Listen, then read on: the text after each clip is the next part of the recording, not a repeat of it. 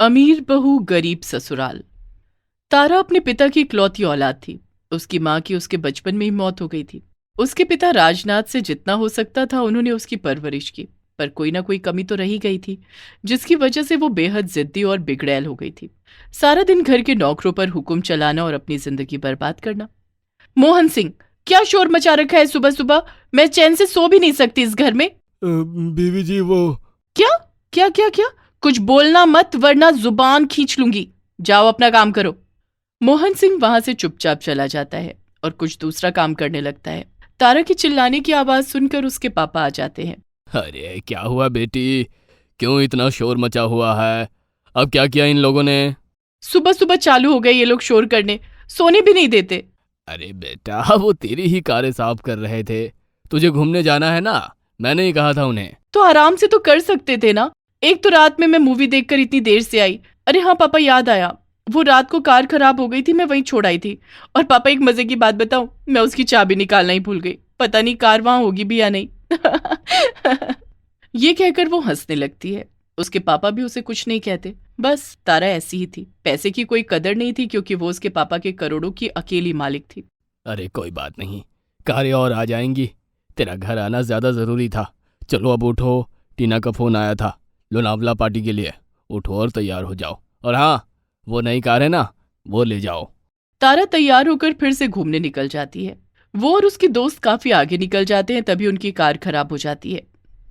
अरे यार तारा, तेरे पास इतनी सारी कारें हैं पर कुछ ना कुछ होता ही रहता है। चल अब उतर और देख के क्या हुआ है। हाँ, मुझे बड़ा आता है ना कार ठीक करना। उतर अब, चल देखें क्या हुआ है। हाँ, मुझे बड़ा आता है कार ठीक करना। दोनों कार से उतरते हैं और बोनेट खोलने की कोशिश करते हैं। उनसे वो भी नहीं खुलता। यार, हमें तो ये भी खोलना नहीं आता। यहीं खड़े रहते हैं, कोई ना कोई तो आएगा ही। थोड़ी देर में वहां एक लड़का आता है जो वहां खड़े होकर अपनी साइकिल की चेन ठीक करने लगता है। वो 2 मिनट में चेन लगाकर जाने लगता है। अरे अरे, रोक उसे, तू रोकना। अरे अरे, क्या नाम है तुम्हारा? अरे साइकिल वाले। साइकिल सुनकर वो लड़का पीछे मुड़ता है। जी, मुझसे कुछ कहा आपने? साइकिल तुम्हारे पास है ना, तो तुम ही से कहा है। ये हमारी कार है, ठीक कर सकते हो। अभिनव सिर्फ 1 मिनट के लिए कार देखता है और उसके सारे कल पुर्जे के बारे में बता देता है। तारा और टीना का मुंह खुला का खुला रह जाता है। फिर वो उनसे पूछता है कि कार में हुआ क्या है। अरे हमें पता होता तो तुम्हें क्यों रोकते? अभिनव बस 1 सेकंड के लिए कार टच करता है और उसकी खराबी बता देता है। उसके स्किल्स देखकर तारा को अभिनव से प्यार ही हो जाता है। अभिनव कार ठीक कर देता है। क्या आप अपना नंबर दे सकते हैं? मेरा नंबर लेकर क्या करेंगी मैडम? मैं गरीब मैकेनिक हूँ, आप इतने बड़े लोग। दोस्ती पैसा देखकर नहीं की जाती। आपसे मिलकर अच्छा लगा। मुझे अच्छा लगेगा अगर मैं कभी कभी आपसे बात कर पाऊं। दोनों आपस में नंबर बदल लेते हैं। पहला फोन तारा ही करती है, फिर दोनों की लगातार बातें होने लगती हैं। हाँ, तो मैकेनिक साहब कैसे हैं आप? अरे मैडम आप ये आप बोलना बंद करो। इतना टाइम हो गया हमें बात करते हुए। अब सुनो, पापा ने तुम्हें शादी की बात करने के लिए बुलाया है। हाँ, शादी? हाँ, एक बार घर भी आ जाती तो अच्छा रहता। मेरी मम्मी से मिल लेती। मुझे कुछ नहीं सुनना। और हाँ, पैसे की कोई बात नहीं है। मुझे तुमसे शादी करनी है। पहली बार देखा था तुम्हें, तभी दिल दे बैठी थी। दोनों की जल्दी शादी हो जाती है और तारा अभिनव के घर आ जाती है। अभिनव का घर वैसा ही होता है जैसा एक मैकेनिक का होता है, छोटा सा और बिना कोई सुख सुविधा वाला। शादी की अगली सुबह। तारा उठो भाई, सुबह हो गई है, चाय बनाओ सबके लिए। अभी कहाँ से सुबह हो गई? अभी तो 7 ही बजे हैं। मैं तो 11 बजे उठती हूँ। मेरे लिए तभी सुबह होती है। वैसे भी इस पंखे में मुझे सारी रात नींद नहीं आई। इतना छोटा घर तो हमारे नौकरों का है। ये सुनकर अभिनव को बहुत बुरा लगता है, पर वो ये सोचकर चुप रहता है कि आज पहला दिन है। तारा दोपहर तक उठती है और टीवी के सामने बैठ जाती है। इतनी देर में अभिनव की माँ आती है। बहू, खाने में क्या बनाओगी? खाना मुझे बनाना है। क्यों, नौकर नहीं है? मुझे तो कुछ भी बनाना नहीं आता। कोई बात नहीं, आ जाओ मेरे साथ रसोई घर में, मैं सिखा देती हूँ। शांति देवी उसे एक जगह ले जाकर खड़ा कर देती हैं। कहाँ है रसोई? अरे यही रसोई है ना। ये रसोई है।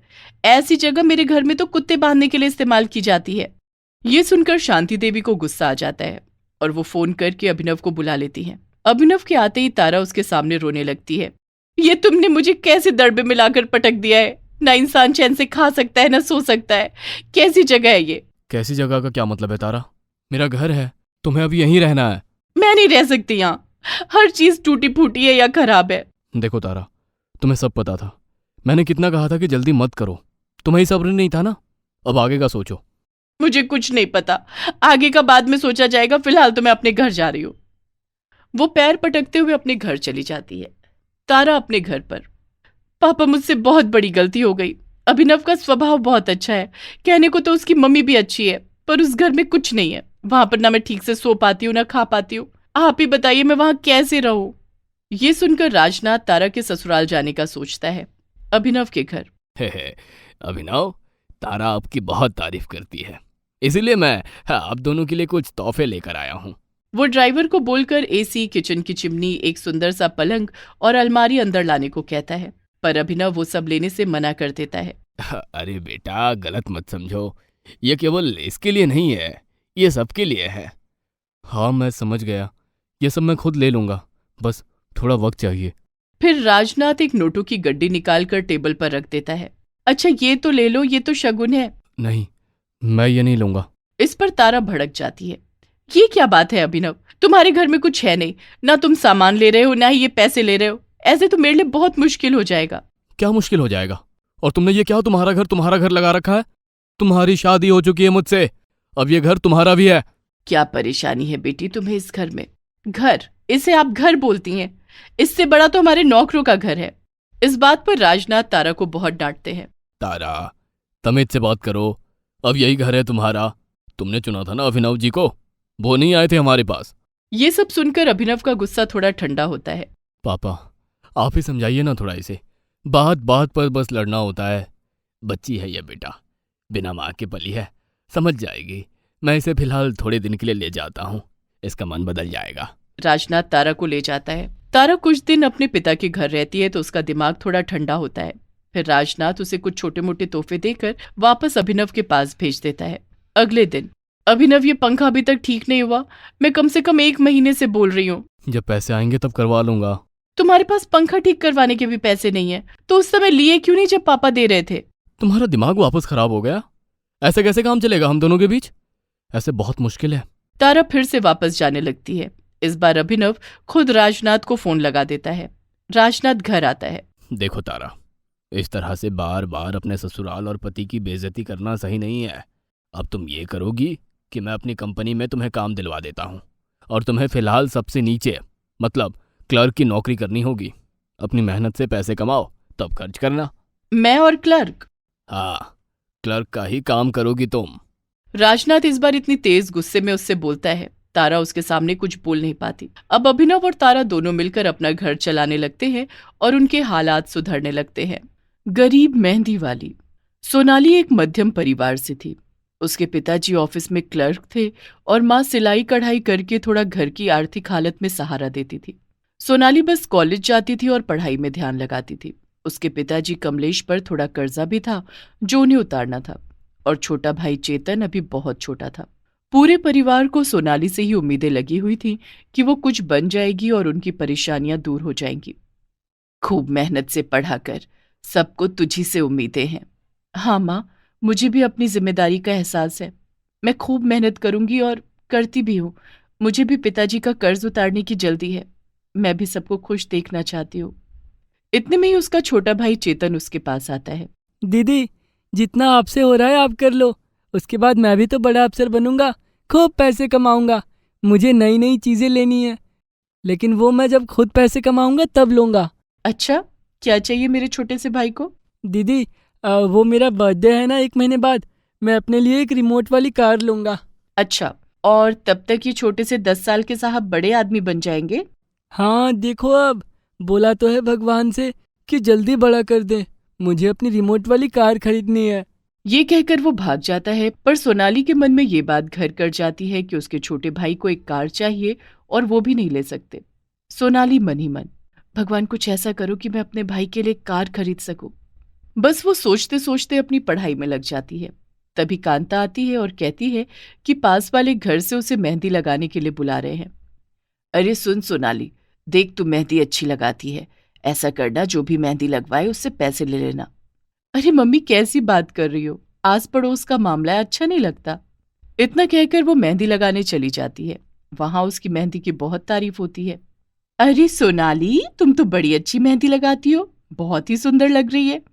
Thank you. क्या बात है भाई, कौन है ये मेहंदी वाली? बड़ी तारीफ हो रही है इसकी, जरा हमें भी तो मिलवाओ। कितने पैसे लेती है एक हाथ के? सोनाली ने जब ये सुना तो उसको काफी खराब लगा। वो कोई मेहंदी वाली नहीं थी, वो तो कमला चाची के यहाँ आस पड़ोस के रिश्ते से आई थी। अरे वाह, सच में काफी सुंदर है भाई। इसका तो एक हाथ का 1,000 से कम तो क्या ही लेती होगी ये। एक हाथ के 1,000 रुपए सुनकर सोनाली को जैसे अपने घर की जरूरतें सामने दिखने लगती हैं। उसे अपने भाई की कार याद आती है। सोनाली मन ही मन, अगर 5-6 को भी मेहंदी लगा दी, आराम से 7-8 हज़ार कमा लूंगी। बस यही बात अब उसके मन में घर कर जाती है। हाँ आंटी, एक हाथ का 1,000 है और दोनों का 1,500। शाम होते होते वो 6,000 जमा कर लेती है। घर आकर वो अपनी माँ को बताती है। क्या? 6,000? सच? अब इससे मैं आराम से अपनी किताबें खरीद सकूंगी। वो जल्दी जल्दी जाती है और अपने लिए किताबें ले आती है, और उसे याद होता है कि उसे अपने छोटे भाई के लिए कार खरीदनी है।